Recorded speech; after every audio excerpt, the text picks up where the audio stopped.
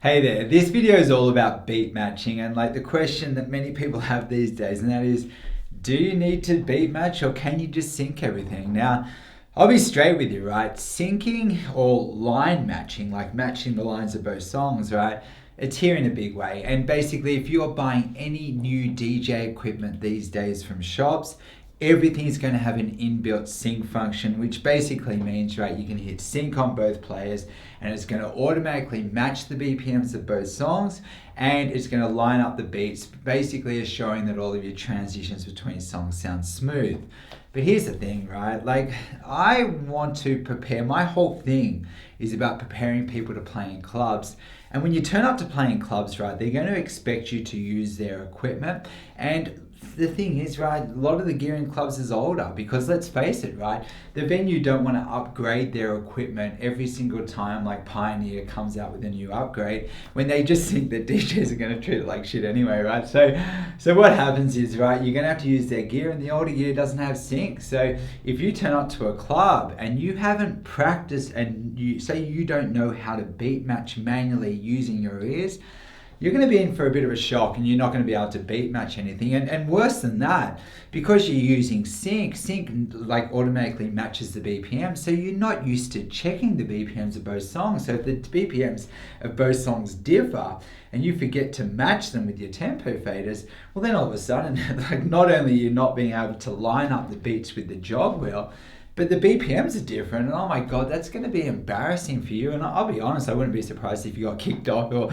you would definitely, at best, just never be asked back again. So in short, right, if you basically, you're playing in clubs, or personally, I think for yourself as well, I think learning how to beat match is a must. So in this video, right, I'm going to go through and I'm going to explain, well, the different ways like people are beat matching these days. So they're going to get harder, each one, but I'll start off with the easiest. So we're going to talk about syncing, right, and how to sync, and I guess the advantages of syncing, right, but that's probably more for yourself playing at home, but also what can go wrong with syncing, right? So this happens all the time too. So for instance, the beat grids aren't in the right place and you're syncing to the wrong beat and stuff like that. But so we're going to talk about syncing. Then I'm going to also talk about line matching, which I'll be honest, line matching is a step up from beat matching because at least you're matching the BPMs and you're actually using the jog wheels to line up the lines, but it is adding a visual aid, which I'll show you. Then after that, I'll show you the most common in clubs, and that is to actually match the BPMs of both songs visually, but then actually hit play and do it like manually, and that's the most common way. And then I'll show you the authentic way, the way that everyone talks about. Like, say, here's the thing. Let's say if you ever hear people ripping on DJs saying like, oh, vinyl back in the day, and if you don't know how to use vinyl, you don't know how to DJ properly. Like, I disagree with that, but I think what they're really referring to is, say back in the day, you didn't even have screens, right? So even if the songs were at different BPMs, you had to hear that, and that means you had no visual aid whatsoever. So if a song had different BPMs, you had to kind of hop on here, and if you move one way and it sounds better, then say I move this way, that's speeding it up, and that's sounding better, and I speed up the tempo fader, and you kind of like match the beats of both songs like completely by listening, which I'll be honest, is much harder, but it's the most funnest, right? Like, that's the authentic way. I'm not saying you have to go that far when playing in clubs. The chances are when playing in clubs, you just match the BPMs visually, hit play, and then use the jog wheel. But knowing how to beat match that authentic way, which I'll show you today, it could be almost like a bit of a game that you play with other DJs. You get them over, see who can do it the quickest, and then take it out, and it can be a lot of fun, actually. I really like it. So stick around. I'm going to do all of those, but at the end, we'll jump to that one. That's going to be ultra sweet.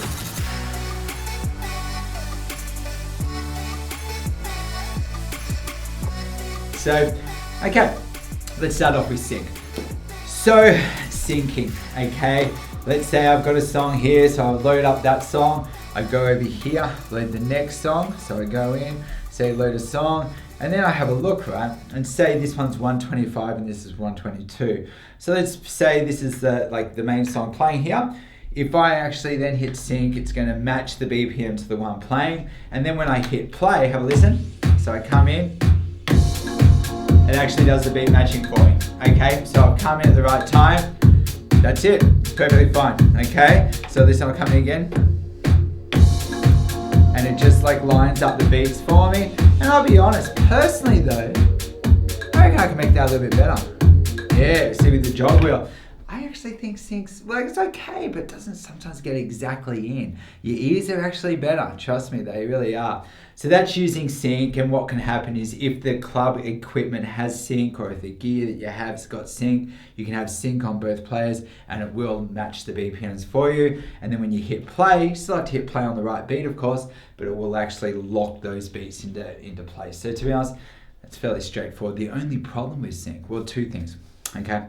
Number one, let's say, like, okay, if you're playing roughly all your music and it's roughly around the same BPM, then it doesn't matter too much, you know. But let's say, you know, you're playing a house song at 125, say, and you want to mix into a pop song, let's say that's at 100 beats per minute. It's going to move one of those songs about 20 BPMs, which to be honest is not cool. So realistically, what they say is you can probably move the song 5 beats per minute from its original speed without people noticing. So if you have one song at 120 and another song at 110, you can theoretically move both songs 5 BPMs and meet them at 115. So anything within 10 BPMs can be comfortably beat matched, but you would want to meet them in the middle. So let's say, for instance, I've got a song at 120, I bring in a song at 110. Well, if sync's on, it's going to immediately take it to 120 to match the song playing, and that means it's moved to 10. I haven't met them in the middle. So syncing is just going to like sync it to the master song playing, the main song. So you lose your control of being able to control how you're moving them. So, and controlling, the actual speeds with the tempo faders. So that's one thing. Now the second thing that's bad is when the DJ software analyzes actually the songs automatically. Like say in Rekordbox, when you load a song in, it automatically like analyzes the songs to get like the waveform, the beat grid, the BPM.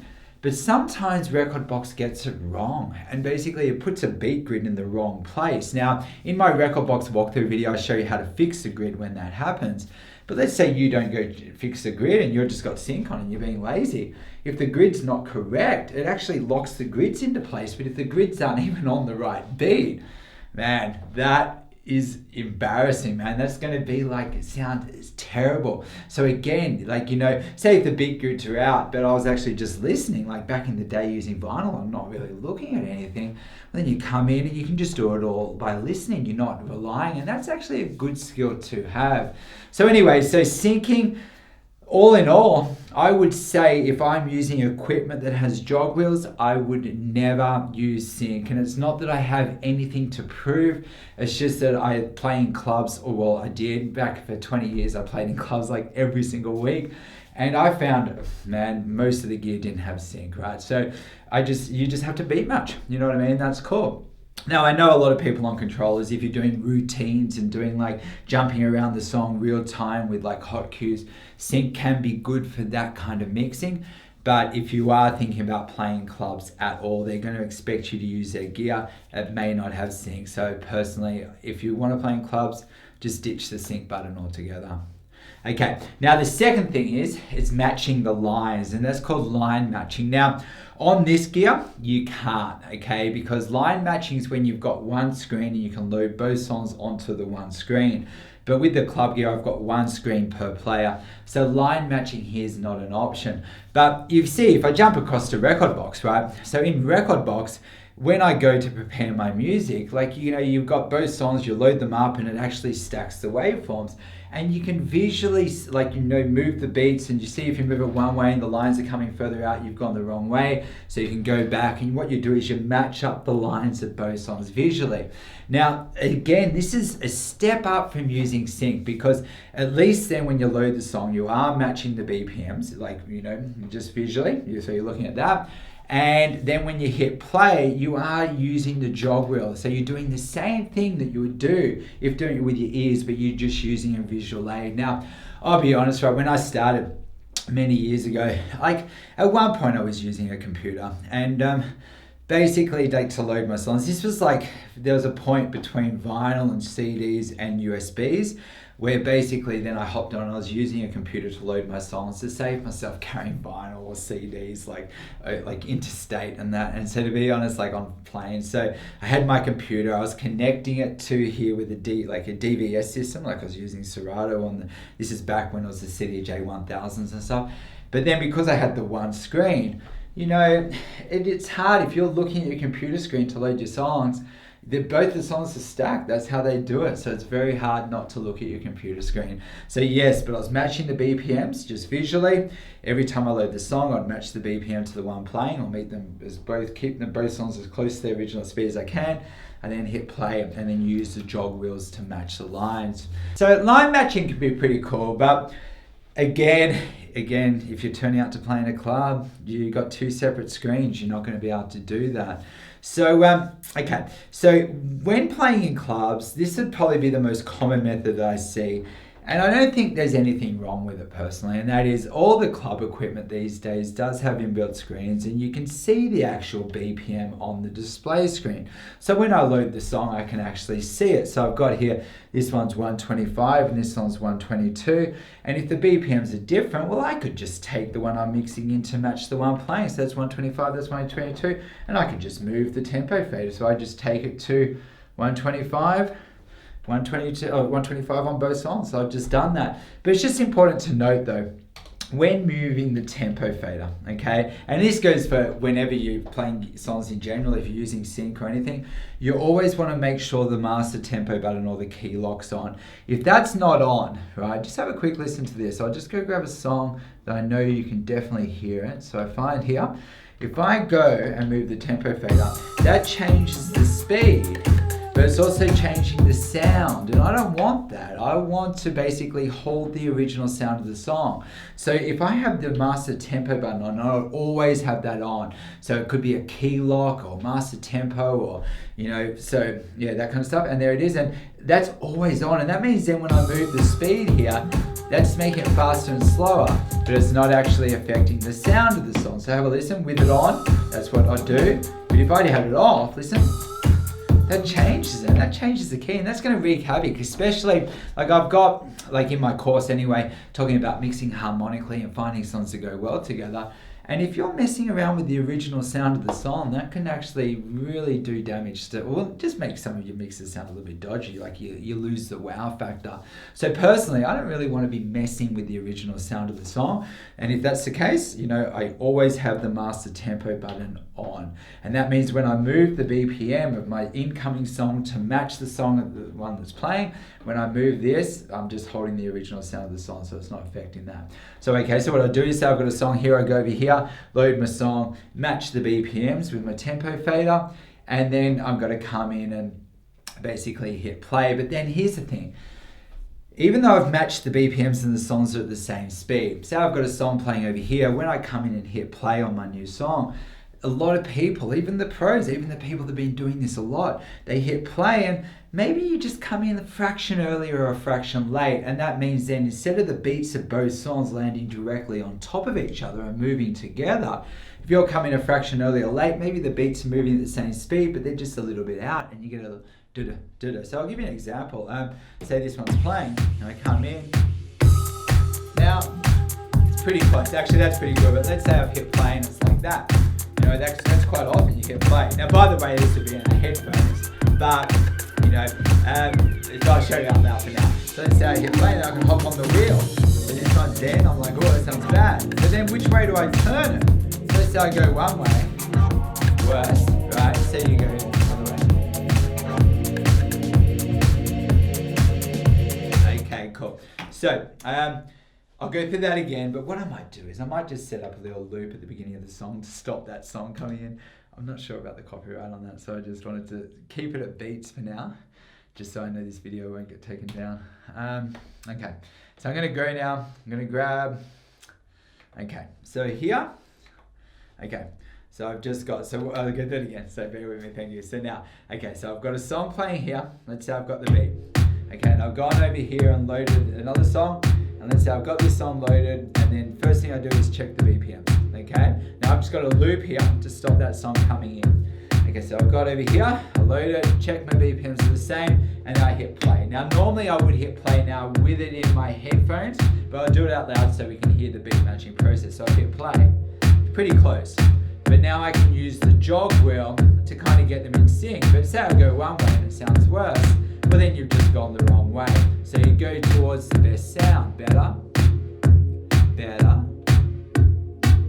There we go. Now I have got the same song in both players, so when you get the same song in sync with itself, it kind of like exaggerates the sound. It almost puts an effect on it. It's called phasing, right? So sometimes if you're practicing your beat matching, maybe it's a good idea to loop the first beats of a song, right? And then, maybe 4 beats or 8 beats or something like that, like just a couple of bars. And then basically you have the same song in both players, and then you know that you hit play, use the jog wheel, and when it sounds like that, that's actually the sweet spot. Had you gone too far, worse, so then you know that sounds bad, so you go back and you just head towards the best sound. Better. And there it is. Now a lot of people ask, how do you move the wheel? Here's the thing, if you do this, listen, there it's sync, I'm doing that, that's doing nothing. You've got to give it a bit of a push. So if I go like that, that's worse.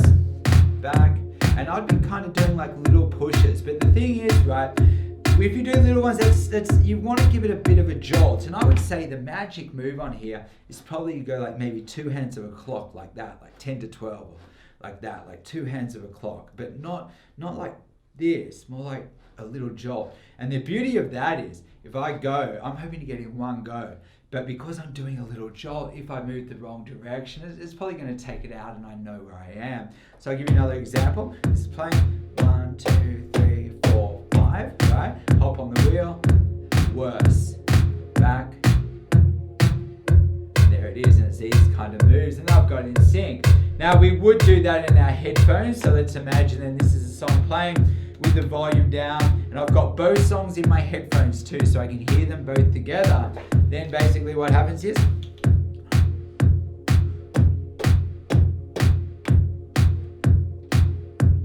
cool, and then once you got it in sync, then you introduce it to the mix. See, that's good, listen, bad, bad, okay, so if you're hearing that, you've done it wrong. If you don't know which way to do the wheel, just move it, worse, go back. Okay, there you go. So in short, that's probably the most common way in clubs, and that is matching the BPMs visually. So when you load your new song, you match the BPM to the one playing. If the BPMs are a long way out, so say you got one at 120 and 130, you can move them both 5 BPMs and meet them at 125, and that's perfectly okay. And then once you hit play, well, you probably hit play with your new song with the volume down to give yourself some time to beat match. And then once you've got the songs in sync using your headphones, you could basically then introduce it to the mix. Okay, so that's the most common way. But now for the grand finale. So the way that is probably the most fun, but also probably the most difficult. And that is to actually cover the screens of both songs. And that means, both players. So you're not actually seeing the BPMs. And this is how it would have been in the old days. So I'll go in here. How about I just I'll go into another training exercise here. So let's see. So I've got a song here. Okay, so this side over here, this is going to be 128. I might actually just loop the beginning. Let's see. Okay, I've got a little loop here. And that's just going to play, I think it's the first like 8 beats or something, just over and over. Okay? Yeah, something like that. Okay.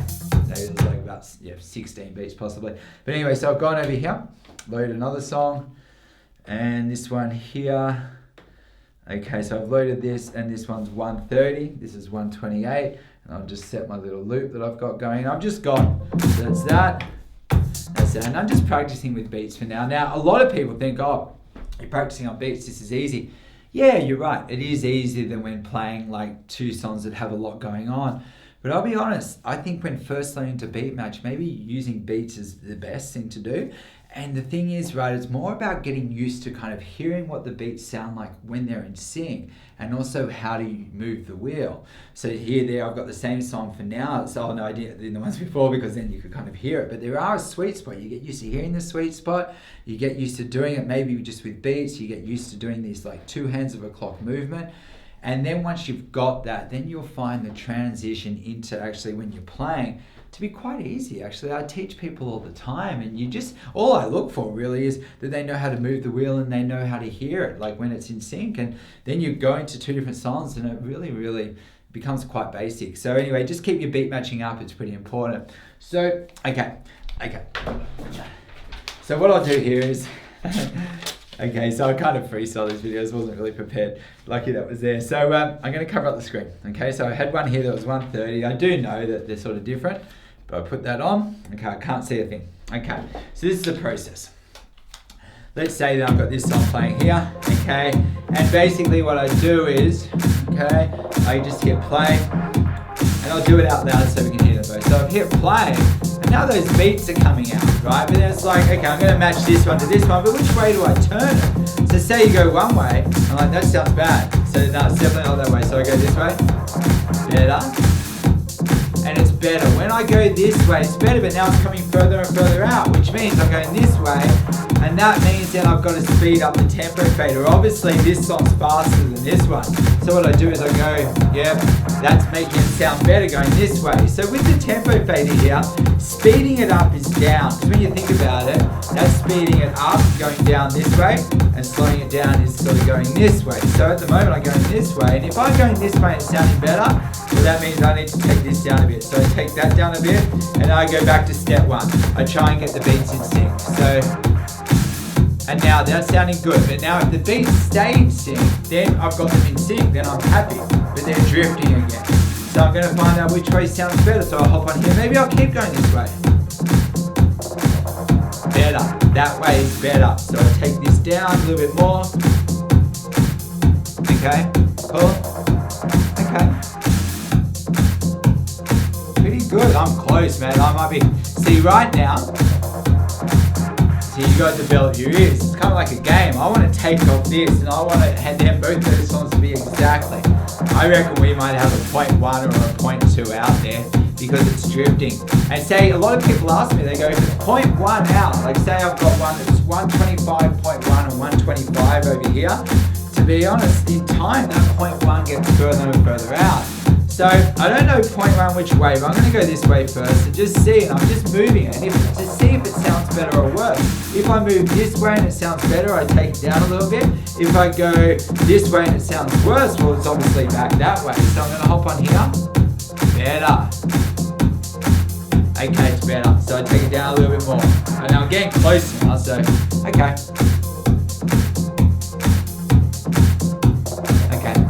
Let's see. So let's just see if it drifts. Either way, that's good enough for me to go in and do the mix. I'd be able to keep that in, but I want to take it off to be right. So actually, that's drifting. That is a little bit. Let's have a look. Oh, so I might have gone a little bit too far. Okay, so I think I've gone a fraction too far. Okay.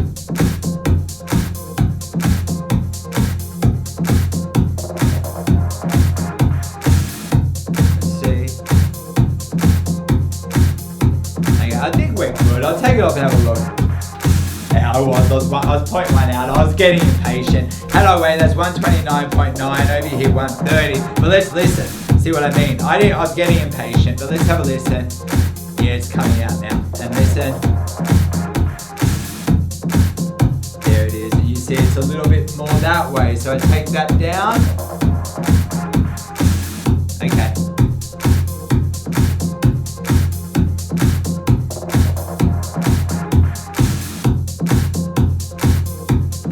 Yeah, so there we go. Okay, 130 now. I usually always get it, right? Maybe I'm nervous in front of the camera. Just joking. So, okay, cool. But, okay, that there, I don't think you're really going to ever need to kind of do that in a club. But then again, if you're watching people, sometimes people, like some of the older teachers as well online, you see them, even though they've got the decimal point here, you see them quite often doing that, you know, and to be honest, I actually used to do that a lot and I really love it, but I think, to be honest, if you're even matching the BPMs visually by looking here and then just touching it up and using this, that's perfectly okay, I think, in a club. But occasionally some of the older gear doesn't show the BPM decimal points, and that's when really, like, you'll probably have to get like really close within a BPM of each other, but that's where sometimes, let's say this song's playing and I've hit play on this one, and let's say then they're just drifting apart a little bit, and let's say I'm going this way and that's sounding better, well then I might just move it a fraction here and that. So in short, say the beats are out of sync, hop on the wheel, move it one direction, and if that's sounding better, adjust the tempo fader accordingly. So the steps for this exercise is I'd cover the screens on both songs, I'd load just 2 songs with 2 different BPMs, but I would make the BPMs maybe at first just within a couple of BPMs of each other, and then you can make it further later, like even 5 BPMs like difference, right?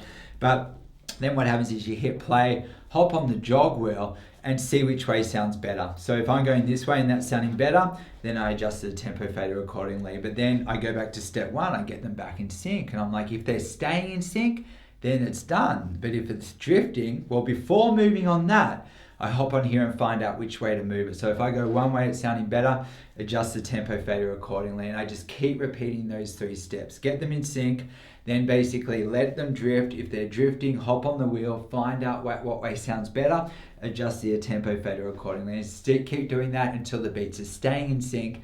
Then I take the piece of the paper off and I see how close I got. So, and even if you never do that live, it's going to hone your beat matching skills. That means if you're just moving the wheel and getting used to hearing the sweet spots are coming out, taking it back in, that is going to make you a gun beat matcher, man. And to be honest, beat matching, it's a really powerful tool, and if you are playing live in clubs, you're going to need to know how to do it.